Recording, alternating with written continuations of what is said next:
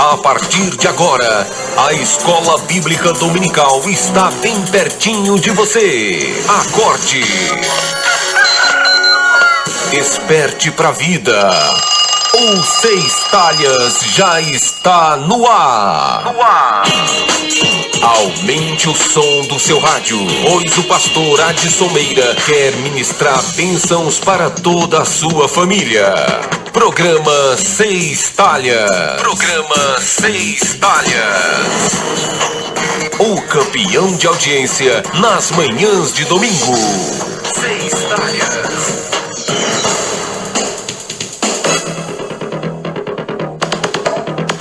Olá, Vitória da Conquista, sudoeste da Bahia, norte de Minas Gerais, bom dia! Começa agora mais uma edição do Seis Talhas, um programa que tem como finalidade o ensino sistemático das Escrituras Sagradas. Os nossos temas são todos extraídos das lições bíblicas da CPAD, Casa Publicadora das Assembleias de Deus. E o nosso tema para ser ministrado hoje, Igreja, Agência Evangelizadora. Igreja, Agência Evangelizadora.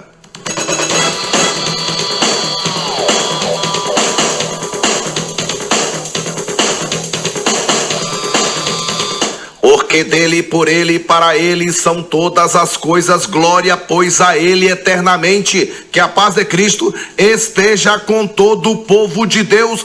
Bom dia, Ibicoara. Bom dia, Itanhaçu. Bom dia, Barra da Estiva, bom dia! Bom dia! Acorde sua família mais cedo e participe de uma escola bíblica abençoadora. Seis Talhas.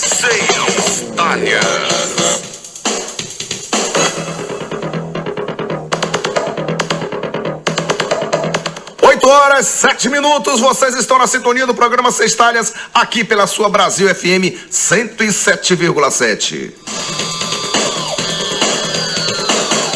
Olha o rei de mistério que esteve oculto desde antes da fundação do mundo. Jesus, logo ao fazê-lo, afirmou que a sua igreja seria edificada sobre ele. Ele nos diz em Mateus, no capítulo 16, versículo 18, as portas do inferno não prevaleceriam contra ela, não prevaleceriam contra a igreja. Então vemos, amados ouvintes do Seis Talhas, vemos, portanto, aí claramente que desde o anúncio da existência da igreja, o Senhor Jesus, ele já deixou claro que a igreja travaria um incessante combate contra as forças do mal, as autoridades espirituais da maldade, né? Então a palavra portas, quando ele diz as portas do inferno, a palavra portas significa aqui autoridades, forças proeminentes. Ou seja, estaria a agir no sentido contrário ao trabalho efetuado pelo adversário e pelos agentes, os seus agentes. Então, o trabalho do inimigo, o inimigo de Deus, o nosso inimigo, o trabalho dele e de seus anjos é roubar, matar e destruir. Como o próprio Jesus deixou bem claro no Evangelho de João, no capítulo 10, versículo 10. E o Senhor Jesus, ao contrário, é desfazer as obras do inimigo. É desfazer as obras do inimigo de nossas almas. Ele veio trazer vida, a vida com abundância. A igreja é o corpo de Cristo. E sendo assim, tem como missão levar o próprio Jesus aos homens, que é esse Jesus, o caminho, a verdade e a vida. Bom dia, a paz do Senhor, o Seis Talhas já está no ar. Acorde, desperte para a vida. O Seis Talhas já está no ar. Seis Talhas, a escola bíblica dominical bem pertinho de você.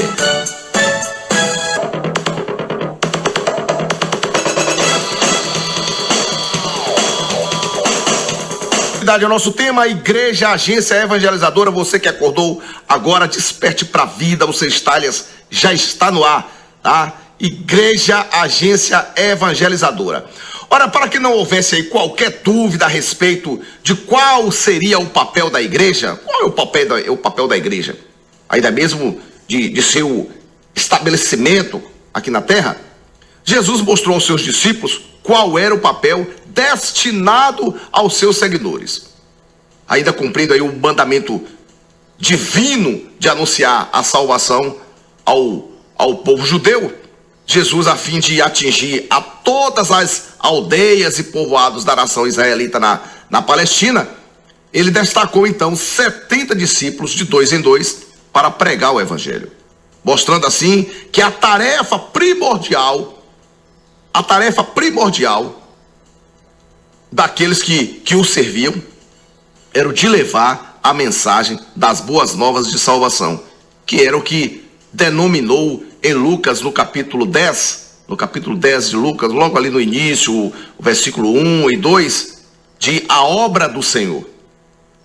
E Cristo, após ter passado 40 dias dando prova de sua ressurreição aos discípulos e falando a respeito do reino de Deus, como nós vemos logo no limiar do Atos dos Apóstolos, logo ali no capítulo 1, o versículo de número 3, explicitamente Jesus determinou qual seria a tarefa primordial, a tarefa principal da igreja.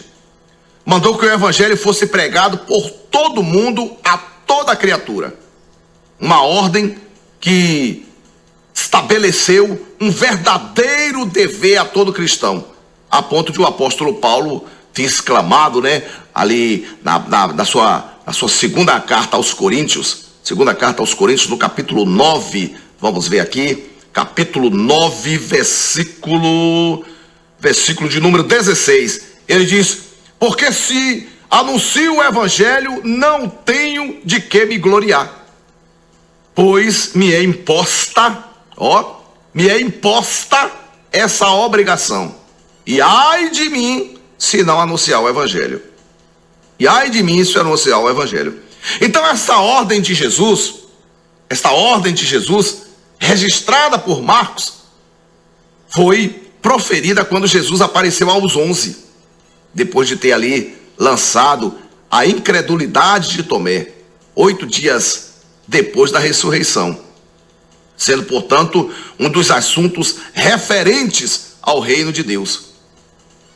No registro feito por Mateus, no capítulo 28, versículo 16, a ordem de Cristo é dada em um monte da Galileia, para onde o Senhor havia determinado que os 11 discípulos fossem tendo então a ordem de Cristo, sido até mais ampla que a registrada por Marcos, envolvendo, além da pregação do evangelho, o batismo nas águas e o ensino da palavra de Deus. Além disso, ele ainda fala sobre o batismo das águas e o ensino da palavra de Deus.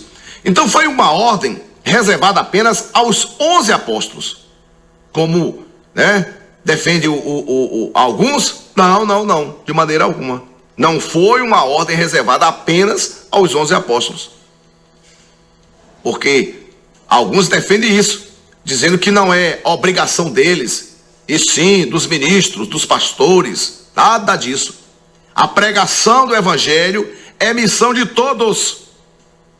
A pregação do evangelho é missão de todos os salvos em Cristo Jesus, uma vez que Jesus também repetiu esta determinação quando no dia da ascensão aos céus ele apresentou-se a mais de 500 irmãos, a mais de 500 irmãos, ou seja, a totalidade da nascente igreja, no Monte das Oliveiras. Ali o Senhor determinou que todos eles fossem suas testemunhas em todas as partes do mundo, o que aliás foi efetivamente cumprido pelos cristãos depois que foram dispersos de Jerusalém. Atitude que agradou ao Senhor muitíssimo, numa comprovação de que era o que estava de acordo com a sua ordem proferida antes de subir aos céus. Então, a ordem de Cristo, conhecida pelos estudiosos da Bíblia como a Grande Comissão, pois comissão significa ato de confiar, de empreender, de encarregar, o ato de incumbir. Então essa ordem de Cristo, conhecida pelos estudiosos da Bíblia como a grande comissão, é em primeiro lugar uma ordem, uma ordenança. O verbo em Marcos no capítulo 16, o versículo 15, está no modo imperativo, ou seja, trata-se de uma ordem, não de uma recomendação, ou de um conselho, ou de um convite que venha da parte do Senhor. Ele diz: ide por todo mundo pregar o evangelho a toda a criatura. Então trata-se de uma ordem, de uma determinação, de uma ordenança, uma determinação de alguém que se apresenta como Senhor e, portanto, se apresenta como Senhor, se apresenta com a autoridade de mando, a quem se apresenta como servo, ou seja, como alguém disposto a obedecer. Ele manda e o servo obedece. Tanto é assim que o Evangelho segundo Marcos, no capítulo de número 16, o versículo 20, termina com a afirmação de que, em cumprimento à ordem, em cumprimento a essa ordem, os discípulos foram e pregaram por todas as partes. Em cumprimento, a essa ordem. Então é importante, amados ouvintes do Sextalhas, é importante verificarmos que se trata de uma ordem, de um mandamento, de uma determinação de Cristo. Uma pessoa que se diga serva de Cristo e que não cumpre com este dever, não é um verdadeiro servo do Senhor, não é um autêntico servo do Senhor. Quem não evangeliza, quem não prega o evangelho, não é um verdadeiro e autêntico servo do Senhor. E é a estes, aliás, que o Senhor Jesus ele se refere ao afirmar aqui no livro, no Evangelho segundo escreveu Mateus, no capítulo 10, versículos 32 e 33, ele nos diz aqui que qualquer que me confessar diante dos homens, eu confessarei diante de meu Pai, que está nos céus. Mas qualquer que me negar diante dos homens, eu negarei também diante de meu Pai, que está nos céus. Então, não evangelizar é desobedecer a ordem de Deus, é desobedecer ao Senhor. E sabemos que todos, sabemos todos nós aí que nenhum desobediente ingressará na Jerusalém Celestial.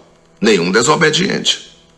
A primeira parte da grande comissão é ir ao encontro do mundo, ir ao encontro dos pecadores, levar-lhes a mensagem da salvação em Cristo Jesus.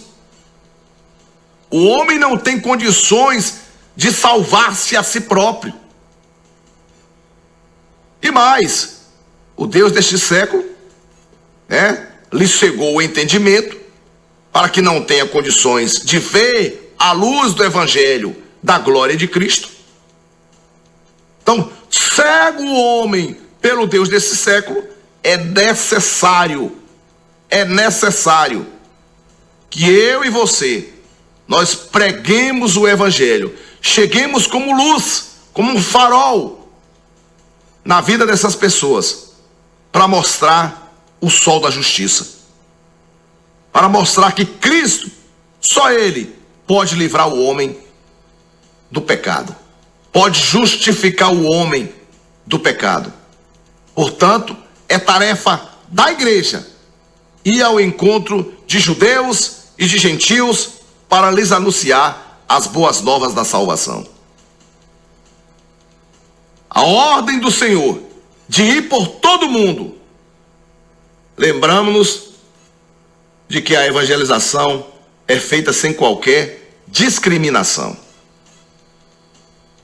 A evangelização, ela é feita sem qualquer discriminação, sem qualquer parcialidade, ou preferência deste ou daquele lugar, desta ou daquela nacionalidade, deste ou daquele moço ou daquela moça, desta idade ou daquela idade. A ordem do Senhor de ir por todo o mundo não tem qualquer preferência. É evidente que cada igreja local, por ser um grupo social, receberá do Senhor uma incumbência especial para cumprir aí o seu dever de evangelização. É evidente isso. Mas a evangelização é totalizante. Ou seja, o corpo de Cristo, a Igreja Universal de Cristo, deve evangelizar a todos. Evangelizar a todos, não ter preferência por classe social. A ordem do Senhor é para que se pregue o evangelho. Mas, pastor Adson, o que é mesmo pregar o evangelho? O que é pregar o evangelho? Às vezes eu ouço falar nisso. Pregar o evangelho. Olha, o original significa anunciar, proclamar, tornar público, publicar. Isso é pregar o evangelho. Você vai proclamar, você vai anunciar o evangelho, você vai anunciar as boas novas. É interessante verificar que a própria palavra portuguesa pregar vem de praédico, em latim, que significa dizer antes, dizer antecipadamente, dizer em primeira mão. E é por isso que a própria palavra anunciar tem também esta conotação de dar a notícia antes. Dar a notícia antes. A palavra arauto, que também tem este significado de anunciador solene, era o comandante das forças armadas, ou seja, aquele que trazia a boa nova da vitória do exército no campo de batalha ao povo que havia ficado em seus lares. Então, pregar o evangelho, portanto, não é apenas fazer um sermão. Pregar o evangelho não é apenas fazer um sermão. Não é apenas fazer uma exposição da palavra de Deus a um grupo de ouvintes, com eloquência, com unção do Espírito Santo de Deus. Isto também é pregar, tá? Isto também é pregar, mas não é apenas isto. Isto também é pregar, mas não é apenas isto. Mas não é esta aí a única forma que se tem para pregar o evangelho, tá? Nem a só isto que Jesus se refere na grande comissão. Pregar o evangelho é, antes de mais nada, mostrar antecipadamente o Cristo de forma adiantada, antes que se mostre quem é Jesus nas Escrituras, que dele testifica. É mostrar antes, mostrar antecipadamente. Antecipadamente. Mas, pastor Adson, como podemos mostrar Jesus antes que o mostremos na Bíblia Sagrada? Como é que eu posso fazer isso? Mostrar Jesus antes que o mostremos na Bíblia Sagrada. Através de nossas vidas. Através de nossas próprias vidas. O povo de Antioquia, ao ouvir a mensagem do Evangelho, começou a chamar os discípulos, sabe de quê? De cristãos. Por quê? Porque ao compararem o modo de vida de cada crente com o que era mostrado nas Escrituras, descobriram que os crentes daquela igreja eram parecidos com Cristo. Parecidos com Cristo. Ou seja, eram cristãos. Parecidos com Cristo. Semelhante a Cristo. Então, antes mesmo de mostrar Cristo nas Escrituras. Agostinho de Hipona, ele diz: pregue o evangelho. Se necessário, use palavras. Forte, né? Pregue o evangelho. Se necessário, use palavra. Mas como assim? Pregar o evangelho? Se necessário, usar a palavra. Pregue com a sua vida. Pregue com a sua vida. A melhor e mais impressionante forma de pregarmos o evangelho é vivermos de acordo com o evangelho. Ei, atenção! A melhor e mais impressionante forma de pregarmos o evangelho é vivermos de acordo com a palavra de Deus. É de viver de acordo com as escrituras sagradas. É viver de acordo com o evangelho. É termos uma vida sincera e irrepreensível diante de Deus e dos homens.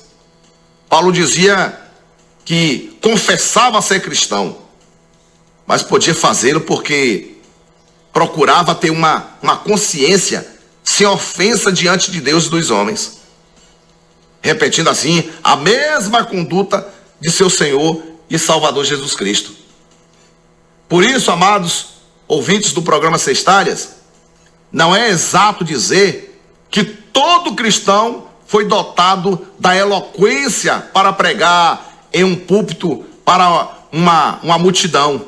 Nem todos foram dotados a isso. Nem todo crente, nem todo cristão foi dotado aí da eloquência para pregar em um púlpito, grandes multidões, pequenas multidões, médias multidões, ou mesmo para tomar a iniciativa de pregar a uma pessoa, a ser por ela abordada aí na rua ou na sua casa, no local de trabalho, na escola. Mas todo cristão precisa em sua vida antecipadamente dizer a toda criatura quem é Jesus e qual é a transformação que ele faz em todos quanto o aceitarem como o único e suficiente Senhor e Salvador. Você pode não ser um bom pregador. Você pode não ser uma boa pregadora. Você pode até não pregar. Não ter a eloquência, uma oratória, uma retórica em pregar com palavras. Mas você pode pregar com a sua vida, com a sua maneira de viver, com as suas ações, suas atitudes, e você pregar o evangelho. É necessário que cada um de nós, com nossas vidas, pregue o evangelho. Pregue o evangelho. Nos dias em que vivemos, até mesmo nos cultos das igrejas locais, o evangelho não tem mais sido pregado. Perdem-se horas em discussões relativas a usos e costumes, e se esquece de dizer que Jesus salva, que Jesus cura, que Jesus batiza com o Espírito Santo e breve voltará. Há alguns cultos em que nem sequer é feito o convite ao pecador para aceitar a Cristo. Não se faz mais esse convite no término do culto para o pecador aceitar a Cristo. A ordem do Senhor foi para que se pregasse o evangelho a toda criatura. O evangelho, diz o apóstolo Paulo, é o poder de Deus. O poder de Deus para a salvação de todo aquele que crê. A ordem do Senhor é para que se pregue a toda criatura. Toda criatura. Mesmo aquelas que, pela sua conduta, pela sua forma de proceder, são repugnantes, são alvo de todo ódio, de todo asco, de todo o desprezo da sociedade e do mundo. Devia se pregar a toda criatura, mesmo que seja a pior pessoa que exista sobre a face da terra, pregue o evangelho. Não cabe à igreja julgar os homens e dizer a quem deve ou não ser pregada a palavra. Não cabe à igreja, não cabe a mim, não cabe a você julgar os homens e dizer a quem deve ou não ser pregado o evangelho, ser pregado pregada a palavra de Deus. O Senhor Jesus, ele foi enfático em dizer que toda criatura deve ouvir a mensagem do evangelho, seja esta pessoa quem for. E é interessante observarmos que nos dias do profeta Jonas, o Senhor mandou que fosse feita a pregação a todos os ninivitas, sem exceção alguma, ainda que eles fossem os homens mais cruéis, e a história nos diz isso, os homens mais cruéis que existiam no mundo naquele tempo. Por isso que Jonas caiu fora, ficou com medo. Jonas teve de pregar para todos, sem exceção, ainda que muitos, pela sua extrema crueldade e maldade, fossem na verdade verdadeiras bestas feras, verdadeiros animais, que mesmo sendo o que eram, foram alcançados pela misericórdia divina. Alguns estudiosos da Bíblia, ele tem defendido que os animais ali mencionados em Jonas 3:8, quando fala ali para pregar e se converter, são seres humanos e não animais literalmente, são seres humanos. Pois não haveria como se promover a conversão de animais, né? Como dito no texto.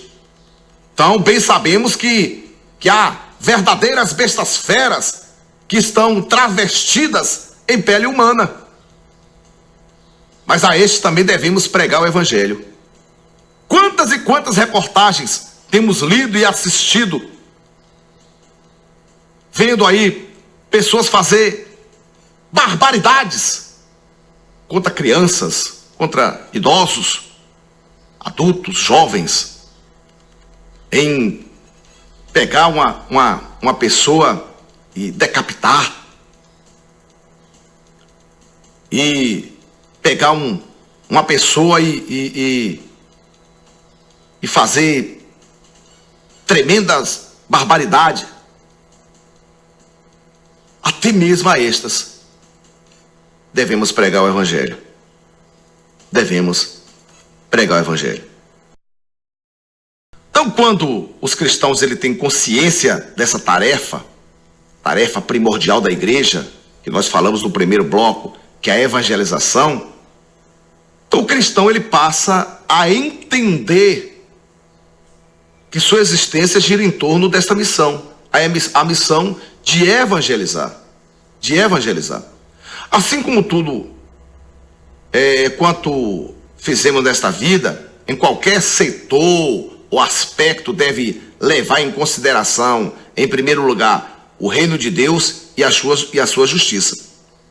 Então, todas as nações da terra estão anunciando a palavra de Deus, anunciando a palavra do Senhor.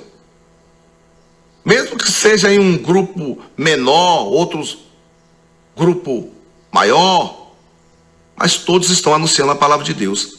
E todas as nossas ações, todo o nosso cotidiano deve ser criado e executado diante da perspectiva de que somos testemunhas de Cristo Jesus. E que devemos, portanto, testificar o Senhor, mostrar ao mundo, através de nossas boas obras, que Deus é nosso Pai, que somos filhos de Deus e que por meio deste comportamento levar os homens a glorificar o nosso Pai que está nos céus. É isso que é super importante. Assim, ao contrário do que muitos pensam, ou seja, de que evangelizar é entregar folhetos, levar alguém até o templo, pregar ao ar livre, evangelizar é tudo isto. É tudo isto. É entregar folhetos, é levar alguém ao templo, é pregar ao ar livre, tá? Evangelizar é tudo isto. Mas é muito mais que isto. É viver de acordo com a palavra de Deus. É desfrutar de uma comunhão sincera e perfeita com o Senhor, a ponto de sermos vasos de honra em todos os lugares onde vivemos. O primeiro ponto para evangelizarmos é termos uma vida piedosa. Ou seja, uma vida de santidade, uma vida de separação do pecado. É o primeiro ponto para evangelizarmos. Como afirma o apóstolo Paulo, quando ele escreve a sua segunda epístola a Timóteo, o seu filho na fé, a sua segunda epístola, no capítulo 2 e o versículo de número 19, ele diz: qualquer que profere o nome de Cristo, aparte-se da iniquidade. Aparte-se da iniquidade. Daí porque o adversário de nossas almas procura sem cessar enlamear o crente, convencê-lo a pecar, pois sabe que, além de retirar uma vida do caminho do Senhor, conseguirá também calar uma testemunha do Senhor Jesus, impedindo assim outros a alcançarem a salvação. A evangelização não se confunde também com o mero anúncio das boas novas da salvação. Evangelizar não é apenas dar conhecimento da notícia de que Jesus salva o homem. Muitos entendem ter terminado o seu trabalho de evangelização quando a pessoa se decide por Cristo e em uma oração confessa seus pecados e aceita Jesus como seu único e suficiente Senhor e Salvador. Entretanto, a verdade bíblica é bem outra. É bem outra. A evangelização envolve o acompanhamento dos primeiros passos do novo convertido, pelo menos até que tenhamos a certeza de que já está mais forte, já há alguém incumbido na igreja local de discipulá-lo. Como vivemos para evangelizar, cada crente deve estar consciente de que as oportunidades que se lhe abrirem são portas abertas pelo próprio Senhor e, portanto, temos de estar compromissados com aquelas vidas que o Senhor põe em nosso caminho para lhes mostrar o amor de Deus e a salvação em Cristo Jesus. A responsabilidade é nossa. A responsabilidade é nossa, porque foi a nós que o Senhor escolheu para evangelizarmos. Uma pessoa, um determinado grupo de pessoas. Ele escolheu a mim, escolheu a você para evangelizar. Tanto a uma pessoa quanto a um grupo de pessoas. Cada crente por si só, ele deve evangelizar. Mas enquanto membro de uma igreja local, de um grupo de pessoas que está coletivamente servindo a Deus, e nesta necessária e indispensável convivência, crescendo espiritualmente, se tem a necessidade de se pregar o evangelho, se anunciar a boa nova da salvação em Cristo Jesus. As igrejas locais só existem porque é necessário se pregar o evangelho a toda criatura. É por isso que as igrejas locais, elas existem. Pregar o evangelho a toda criatura.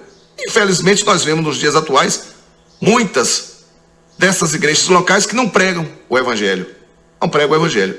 E vivem agora pescando, como se diz no popular, pescando em aquário dos outros.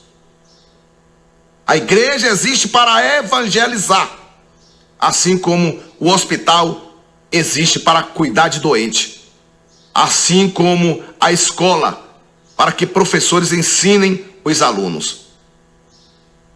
Sem a evangelização, as igrejas não passarão de clubes sociais. É preciso pregar a Cristo. É preciso dizer ao mundo sobre o arrebatamento da igreja. Pregação esta que tem sumido de muitos púlpitos. Servo do Deus Altíssimo, abençoando as famílias da terra, hoje com o tema Igreja, Agência Evangelizadora. Estarei com vocês até as 10 horas da manhã.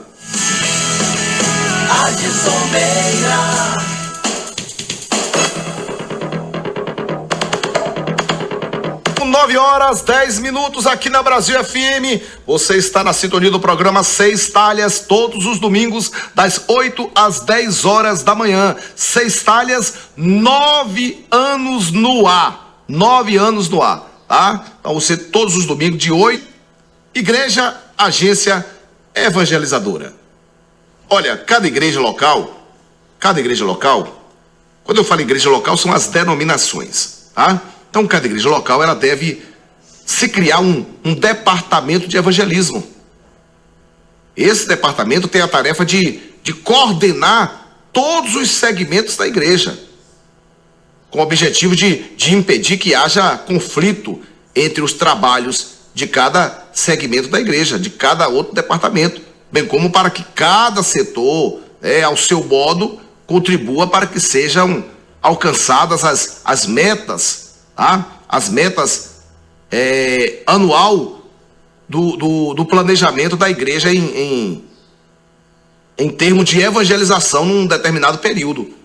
Então ela já traça, tá? O departamento já traça toda a meta anual. O departamento, portanto, funciona como um cérebro, como um coletor e verificador de dados de cada setor da igreja, para que a evangelização seja eficiente e eficaz.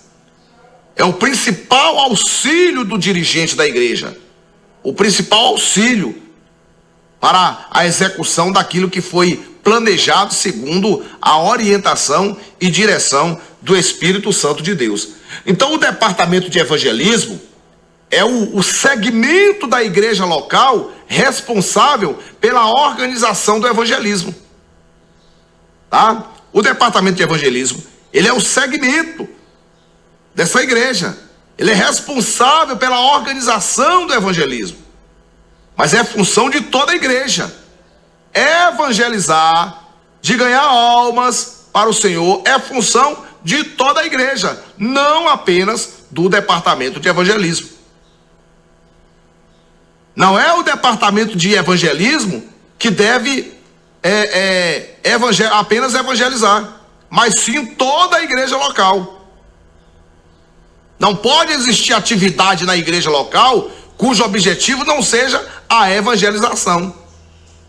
Todo e qualquer segmento da igreja local deve ter sua razão de ser no ganhar almas para o Senhor Jesus.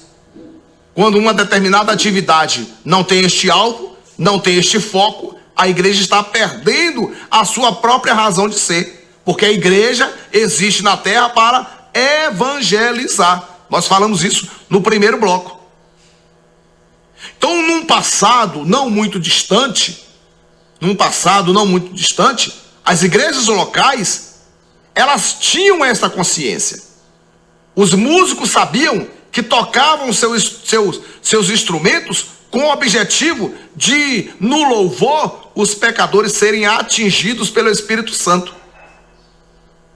Os músicos faziam isso, para que no seu louvor, no tocar os seus instrumentos, tá, os pecadores fossem atingidos pelo Espírito Santo de Deus.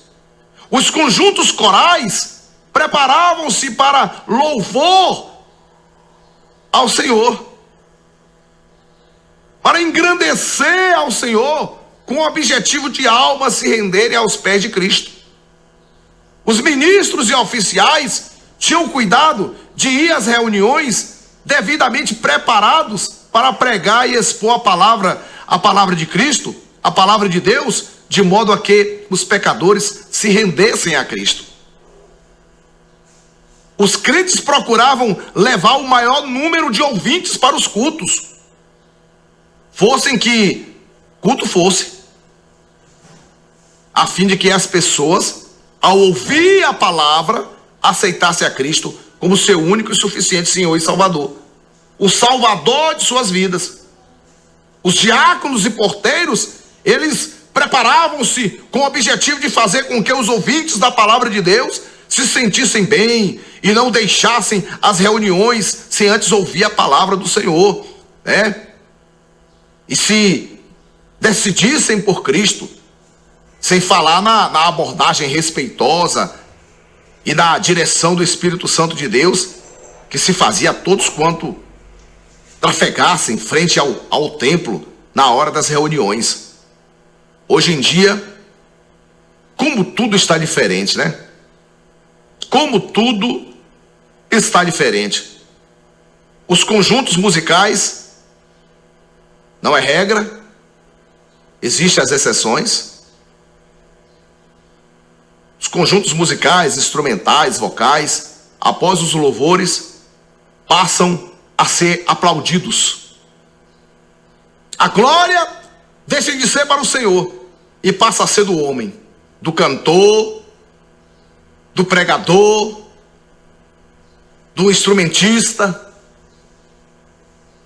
Me lembro quando a Brasil FM, ela era no bairro Brasil, na rua Pernambuco, e eu fazia um programa no sábado à tarde, o programa Falando Sério.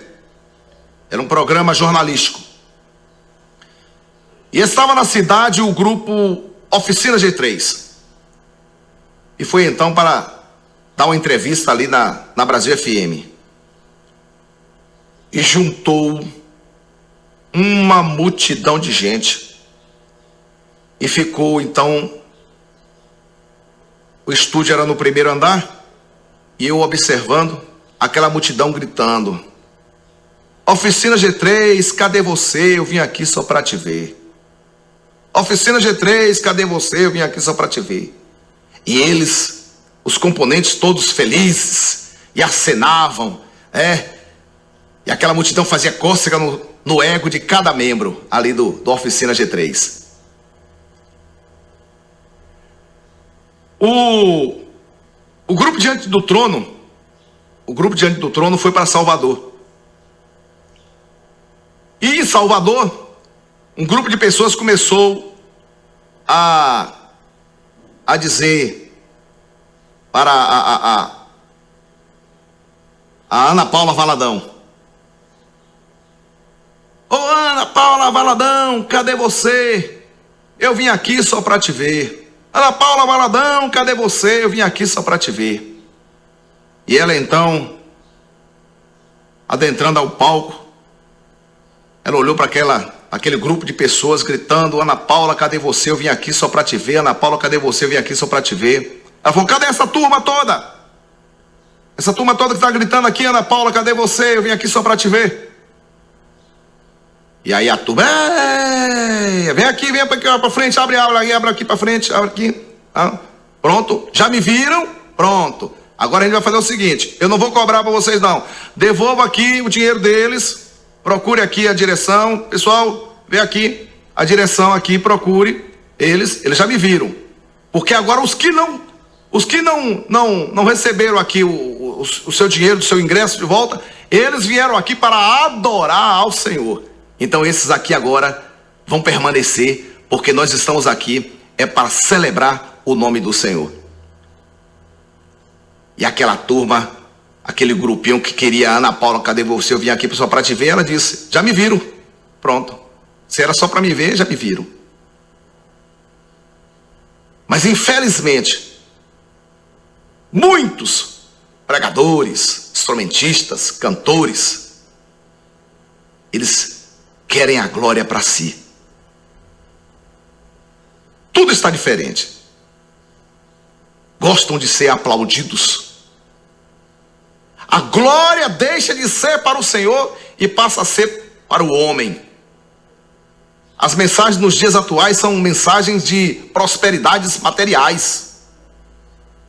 Prosperidade materiais. Esqueceram de pregar que Jesus salva e em breve voltará. Esqueceram de pregar. Parecendo que vão viver eternamente aqui nessa terra. Se esqueceram do arrebatamento da igreja. Muitos oficiais estão muito ocupados com o carreirismo. Precisam ser notados pela cúpula. Estão muito envolvidos em intrigas e competições por lugar e poder. E por isso buscam ter sempre mensagens que agradem ao povo e aos dirigentes, sem se importar muito com as almas. A mensagem oficial, que no passado era de 1h30, hoje em muitas igrejas locais é de 10 minutinhos. Sem contar aqueles que sempre reservam previamente o momento da revelação. Chegou agora o momento da revelação, como se Deus tivesse uma agenda com ele para atendê-lo no momento que ele quisesse. Agora chegou o momento da revelação. Não são poucos os cultos que na atualidade já baniram o apelo de sua liturgia. Muitas pessoas já se esqueceram da razão de ser da igreja. Não mais se lembram que a igreja local existe para ganhar almas para o reino de Deus. Não percebem que se nada fizer para que este objetivo seja alcançado,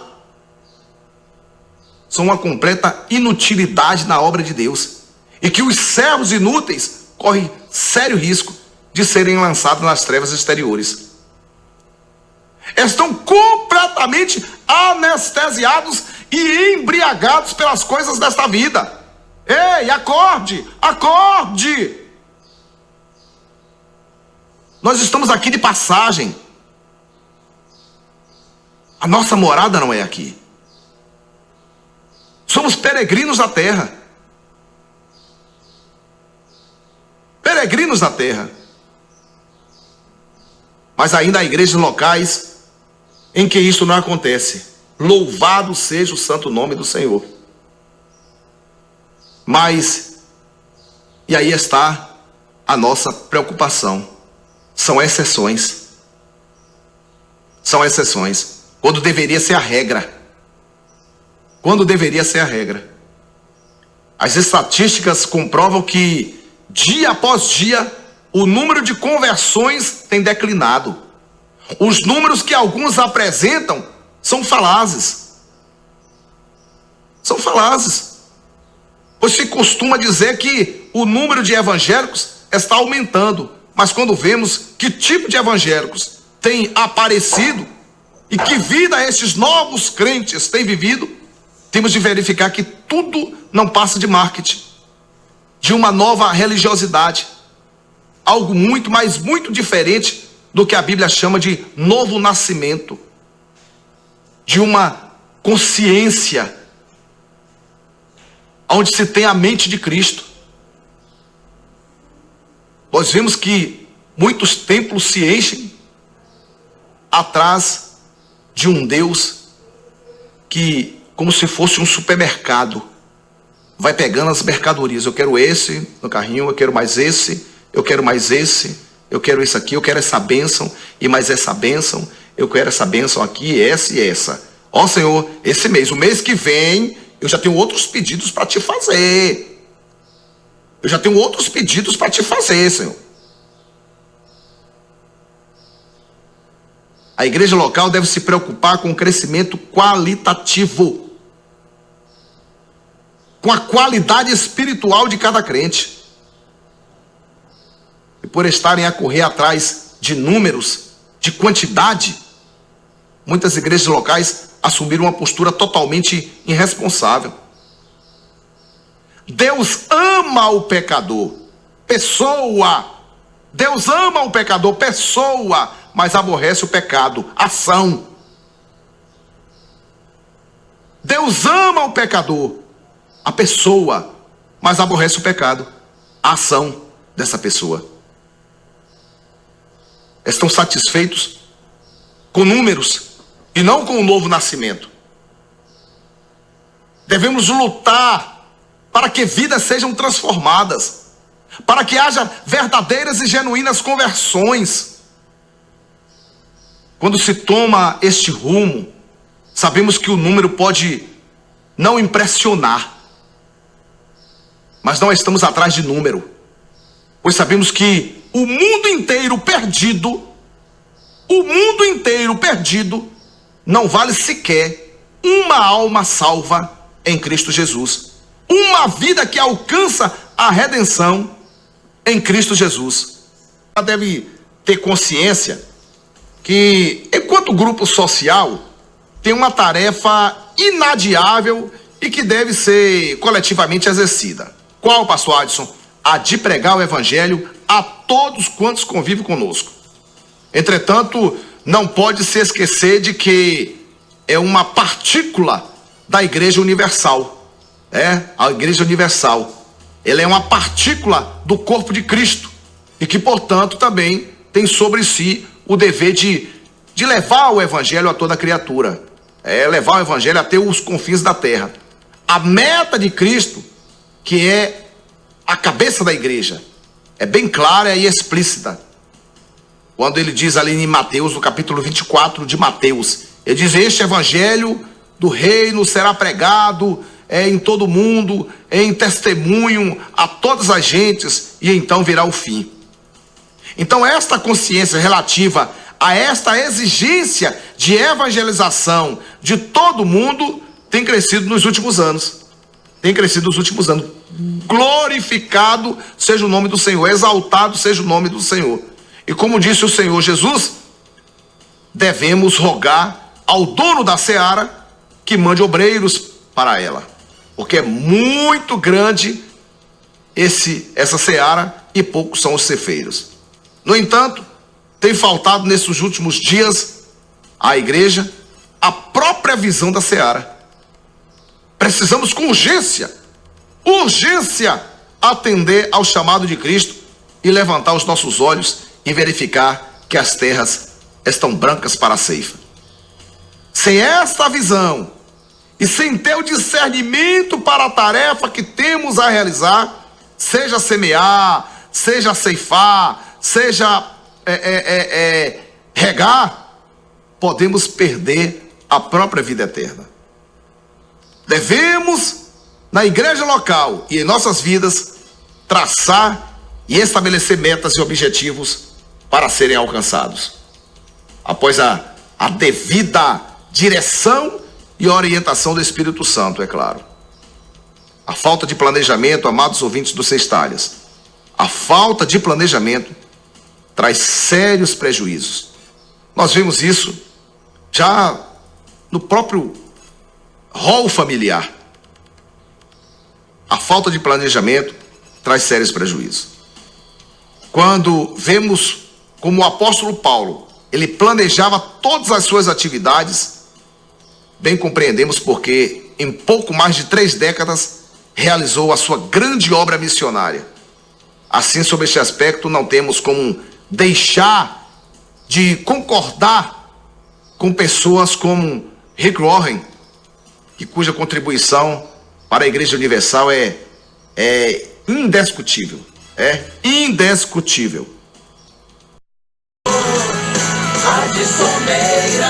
Eu não sirvo a Deus de barro, sou servo do Deus Altíssimo.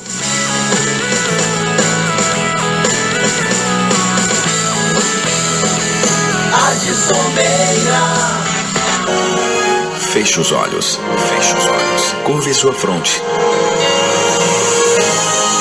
É hora de falar com Deus.